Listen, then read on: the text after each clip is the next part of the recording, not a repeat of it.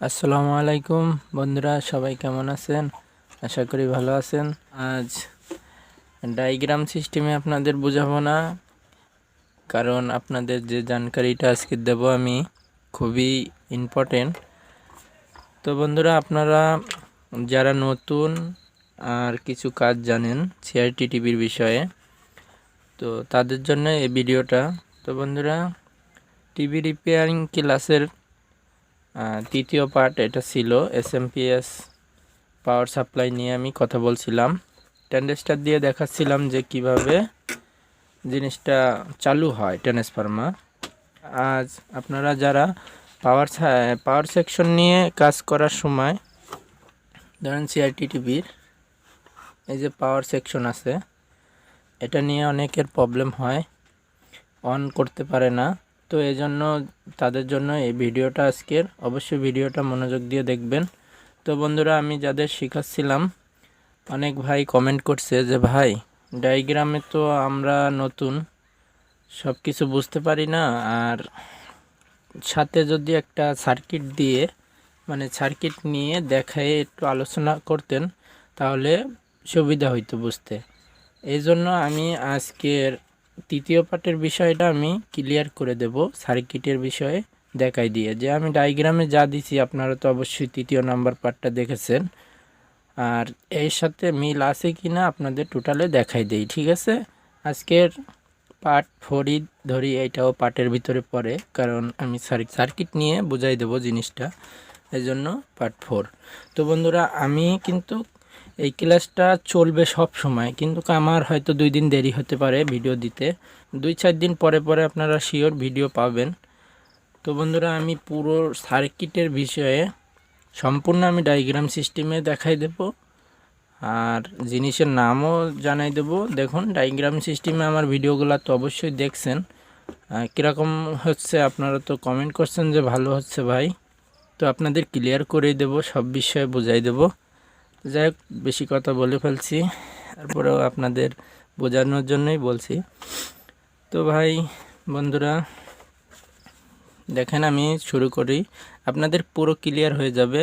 আর কিভাবে যে সার্কিটে অন না হলে, পাওয়ারের প্রবলেম হলে কী জন্য অন হয় না, এটা আমি ক্লিয়ার করে দিচ্ছি আজকে, ঠিক আছে বন্ধুরা? আপনারা অবশ্যই মনোযোগ দিয়ে ভিডিওটা সম্পূর্ণ দেখুন। হ্যাঁ, তো দেখেন বন্ধুরা, যারা অবশ্যই আমার চ্যানেলে টিভির কাজ শিখতে চান, পার্ট 1 থেকে দেখে আসবেন, কারণ মাঝখানতে দেখলে আপনাদের বুঝতে অসুবিধা হবে।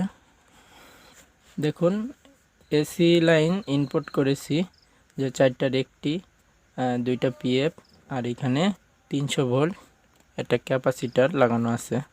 তো বন্ধুরা, এখান থেকেই দেখাই, কারণ আমি পার্ট 1 পার্ট 2-র বিষয়ে আমি আলোচনা করার দরকার নাই, পার্ট 3-র ভিতরে কি কি দেখাইছি সেই বিষয়টা আমি বলি। তো বন্ধুরা, আমার টেস্টারের মাথা দেখুন, লক্ষ্য করুন, এখানে 4টা রেকটি লাগানো আছে। তারপরে এখান থেকে রেকটি হয়ে যে ক্যাপাসিটারের ভিতরে ভোল্টেজ আসছে, এটা হচ্ছে ডিসি মাইনাস, এটা ডিসি প্লাস। এখানে দেখুন ক্যাপাসিটার লাগানো আছে, এটা 450 ভোল্ট, 450 ভোল্ট 220 ইউএফ। তো বন্ধুরা, 400 ভোল্ট লাগানো থাকে, 450 ভোল্টও লাগানো থাকে।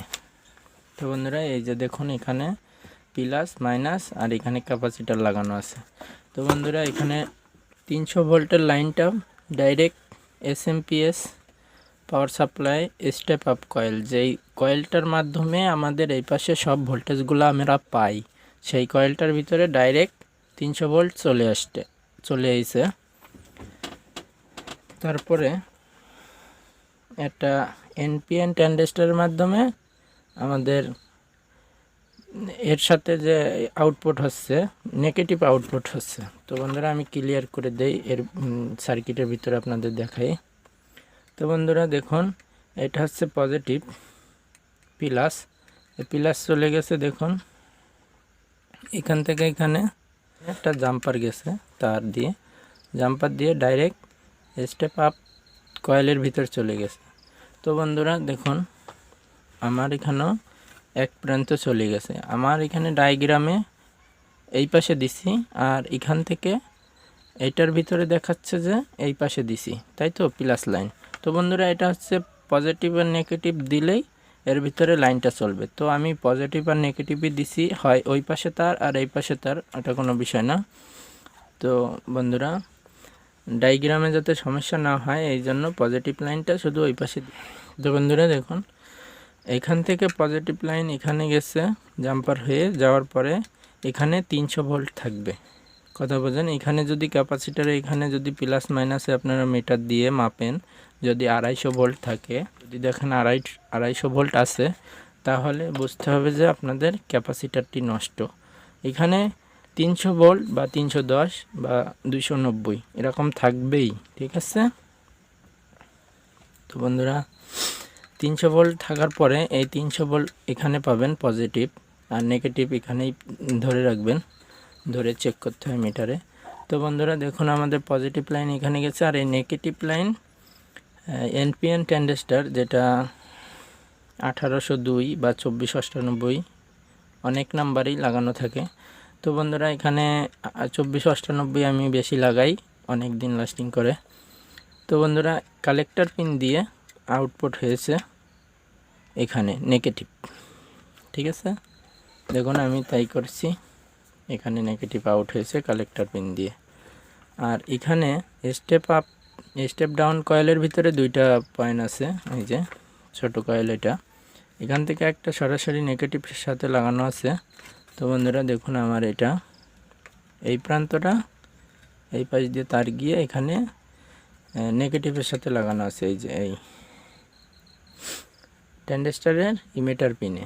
তো বন্ধুরা দেখুন ট্যান্ডেস্টারের ইমিটার পিনে লাগানো আছে, আর এখান থেকে আমার এই লাইনটা বের হয়েছে, যেটা এখানে রেজিস্ট্যান্সের এখানে লাগানো আছে, যে 300 ভোল্টের থেকে দুইটা রেজিস্ট্যান্স হয়ে 10-20 ভোল্ট থাকবে এখানে, সেখানে লাগানো আছে। দেখুন বন্ধুরা এই যে একটা প্রান্ত এখান থেকে এখানে। তো বন্ধুরা এই যে 300 ভোল্টের থেকে 10-15 ভোল্ট এখানে দুইটা রেজিস্ট্যান্স আছে, আমি দেখাই। এই যে বন্ধুরা এখানে দেখুন এখানে রেজিস্ট্যান্স আছে। আর বন্ধুরা দেখুন চারটা রেকটির সাথে দুইটা পিএফ লাগানো আছে, দেখেছেন? এখানে আমি ডায়াগ্রামে দুইটা পিএফ দেখাই দিয়েছি, এখানে একটা এখানে একটা, ঠিক আছে? তো বন্ধুরা আশা করি আপনাদের আমি শেখাতে পারবো, আপনারা মনোযোগ দিয়ে আমার ভিডিওগুলো দেখবেন, পুরো সার্কিটের বিষয়ে আমি আপনাদের শিখাই দেব। তো বন্ধুরা দেখুন এখানে একটা রেকটি লাগাইছি, এখানে এই রেকটিটা 10 FR105 এই রেকটির নাম্বার। তো বন্ধুরা এটা স্টেপ ডাউন কয়েল থেকে পজিটিভ লাইন এখানে গেছে। তো বন্ধুরা আমাদের স্টেপ ডাউন কয়েলের কোথায় গেছে লাইন আমি দেখালাম। এখন এইটাতে এনপিএন ট্যান্ডেস্টার, যে বড় ট্যান্ডেস্টার, এটার ভিতরে যে ইমিটার পিনে হচ্ছে নেগেটিভ লাগানো আছে, ইমিটার পিনে নেগেটিভ লাগানো আছে, যে এখান থেকে ক্যাপাসিটারে নেগেটিভ এখানে এসে এখানে গেছে। আর কালেক্টর দিয়ে আউটপুট হচ্ছে, এখানে কালেক্টর দিয়ে আউটপুট হচ্ছে স্টেপ আপ কয়েলের সাথে। আর এই ট্যান্ডেস্টারের বেজের ভিতরে, এই যে বেজের ভিতরে আমাদের দরকার পজিটিভ ভোল্টেজ সুইচিং সিগন্যাল, ঠিক আছে? সুইচিং সিগন্যালটা আসবে কোথা থেকে ওইটাও আমি বলবো। তো বন্ধুরা যখন পাওয়ার সেকশন অন না হবে, এখানে 300 ভোল্ট পাবেন, তখন কি করবেন?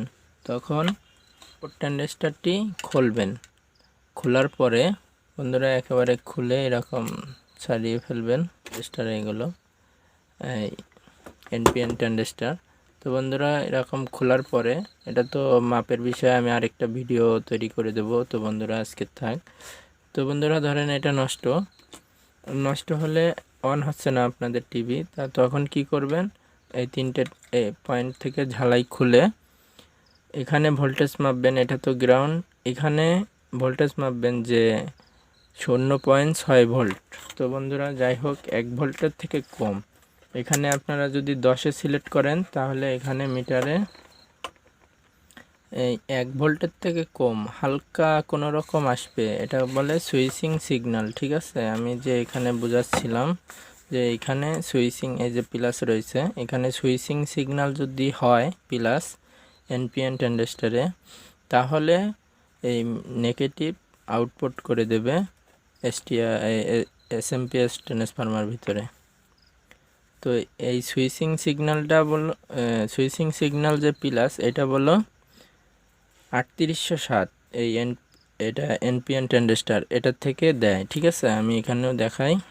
এখানে সুইচিং সিগন্যাল 0 থেকে 0.6 ভোল্ট, আর যদি আপনারা এখানে 2.2তে দেন তাহলে এখানে চলে আসবে। ঠিক আছে, আর 10 দিয়ে চেক করলে হালকা 1 থেকে অর্ধেক আসবে। আশা করি বুঝতে পারছেন।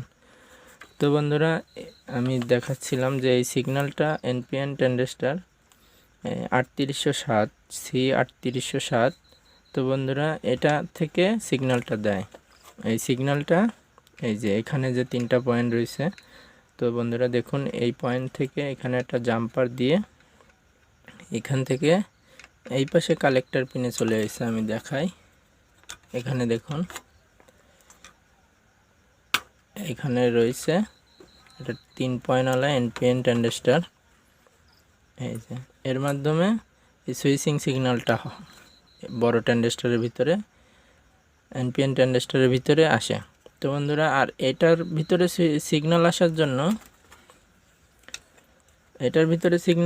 জন্য আপনাদের এই যে এখানে 10-15টা ট্রানজিস্টর লাগানো আছে। দেখুন বন্ধুরা, এটার ভিতরে সিগন্যাল আসার জন্য দেখুন এখান থেকে গেছে এই যে 10-15 পিএনপি ট্রানজিস্টর। এটা দেখুন বন্ধুরা, 10-15 পিএনপি ট্রানজিস্টর এখানে লাগানো আছে। এই যে পিসি 817 অক্টো কপালারের এখানে লাগানো আছে দেখুন বন্ধুরা। তো এটাই আমি আপনাদের ক্লিয়ার করে বোঝানোর জন্য আজকের সার্কিট নিয়ে বুঝাই দিচ্ছি। যে ডায়াগ্রামে আমি যা বুঝাইছি বন্ধুরা, এখানে তাই আছে, একই সিস্টেমে এটা কাজ করে। ঠিক আছে বন্ধুরা, তো আপনাদের ক্লিয়ারলি বলে দেই। তো বন্ধুরা, যাই হোক, আমি ডায়াগ্রামে যা দেখাইছি এখানে তাই আছে, আপনারা এইভাবে কাজগুলো করবেন। তো বন্ধুরা, একেবারে সহজ করে দেই। যখন আপনাদের টিভিটা অন হবে না, তখন এখানে শুধু ভোল্টেজটা মাপবেন যে 300 ভোল্ট আছে কি। 300 কম বেশি হালকা থাকবে, 250-এর ওপরে থাকবে। এখানে যদি ভোল্টেজ পান, আপনারা এই আইসিটা চেঞ্জ করে দেবেন। এখানে 2498 লাগাবেন, আর এখানে যদি কোনো ভোল্টেজ মাপামাপি না করেন, এখানে শুধু ভোল্টেজটা মাপ দেবেন। মাপ দেওয়ার পরে এই একটা আইসি ট্রানজিস্টর, এই একটা ট্রানজিস্টর 3807। তো বন্ধুরা দেখুন এই 3807, আর এখানে 10-15, আর এখানে পিসি 817। এই 3টা জিনিস চেঞ্জ করে দিলে 95%, 99% অন হয়ে যায়। ঠিক আছে বন্ধুরা, আশা করি বুঝতে পারছেন। পাওয়ার সেকশনের কোনো প্রবলেম, এই পাশে যে আউটপুটে 110 ভোল্ট না পেলে এই কয়টা জিনিস চেঞ্জ করে দেবেন, আমি যেই কয়টা বললাম। তো এই পাশে দেখাই আমি, এখানে যে পিসি রয়েছে, আর এখানে 10-15 রয়েছে, এখানে 3807 ট্রানজিস্টর রয়েছে, এখানে বড় ট্রানজিস্টর রয়েছে 2498। এই 3টা জিনিস চেঞ্জ করে দেবেন। আর একটা জিনিস লক্ষ্য করবেন যে এই পাওয়ার সেকশনের প্রবলেম হলে এই জিনিসটা ফাটা থাকে। ঠিক আছে, এই জিনিস পিএফটা ফাটা থাকে। যদি ফাটা থাকে বা পুড়ে যায়, কালো হয়ে যায়, এটা চেঞ্জ করে দেবেন। পিএফগুলো নষ্ট থাকলে চেঞ্জ করে দেবেন। তো বন্ধুরা, আরেকটা জিনিস বলছিলাম যে একটা রেস্ট্যান্ড লাগানো থাকে। এখানে দেখুন আমার 2টা রেস্ট্যান্ড লাগানো, এখানে একটা রেস্ট্যান্ড লাগানো। তো এটা 220 বা 240। তো বন্ধুরা, আর এখানে 2টা রেস্ট্যান্ডের মাধ্যমে আপনার ওই ভোল্টেজটা কমানো হয়েছে। ঠিক আছে, তো এটা একটা রেস্ট্যান্ডের মাধ্যমে ভোল্টেজ কমানো হয়েছে, এটা কোনো বিষয় না। এটা সব সার্কিট কাজ প্রায় সেম, একই, শুধু আপনাদের একটু বুঝে নিতে হবে। এক এক কোম্পানি এক এক রকম করে ডায়াগ্রাম তৈরি করা হয়। তো বন্ধুরা, এখন আমি একটা কথা বলি, যদি আপনারা ট্রানজিস্টর চেঞ্জ করেন এটা তো পিসি চেঞ্জ করেন নাই, তো বন্ধুরা এই পিসি যদি না চেঞ্জ করেন কি হয়, এই পিসির কারণে কিন্তু এর সম্পূর্ণ সবগুলো সিগন্যাল হয়। তো এখানে আমি যে বলছিলাম এই পিসি দিয়ে অক্টোকাপলারের মাধ্যমে যে সিগন্যালটা এনপিএন ট্রানজিস্টার 10-15 পায়, সেই সিগন্যালটা এসে বলো 3807 এনপিএন ট্রানজিস্টার পায়। আর এই সিগন্যাল পাওয়ার পরে বড় এনপিএন ট্রানজিস্টারটি চালু হয়। তারপর স্টেপ আপ কয়েলের ভিতরে লাইনটা যায়। তারপরে আমাদের 110 ভোল্ট, 27 ভোল্ট, 12 ভোল্ট আউটপুটগুলা আমরা ভোল্টেজগুলা পেতে থাকি। ঠিক আছে, এখন আপনারা বলবেন যে এখানে কিভাবে এটা সিগন্যাল দেয়। তো বন্ধুরা, আমরা এখানেও পার্ট বাই পার্ট আমি বলে দেব আগামীতে। তো বন্ধুরা, এটা হচ্ছে চালু করার সময় সবার প্রথম একটা যে লাইনটা দেওয়ার সাথে সাথে এখান থেকে এখানে একটা লাইন চলে আসার পরে যদি এই পিসি নষ্ট না থাকে তাহলে এই লাইনটা এমনি ঢুকে এই কাজগুলো হয়। আর যদি পিসি নষ্ট থাকে তাহলে সেই ক্ষেত্রে আপনি যতই এইগুলো চেঞ্জ করেন কখনোই আপনি অন করতে পারবেন না। তো আশা করি অবশ্যই পিসির দিকে লক্ষ্য করবেন, কারণ এটাই সবচেয়ে বড় ঝামেলা করে লোকের। এই জিনিসটা চেঞ্জ করে না, সব চেঞ্জ করে কিন্তু অন করতে পারে না।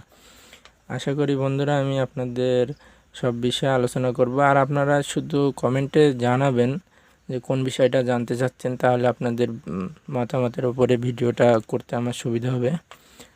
তো বন্ধুরা, আমি কিন্তু সব বিষয়ে ডায়াগ্রাম দেখাই দেবো, অবশ্যই আমার চ্যানেলের সাথে থাকবেন।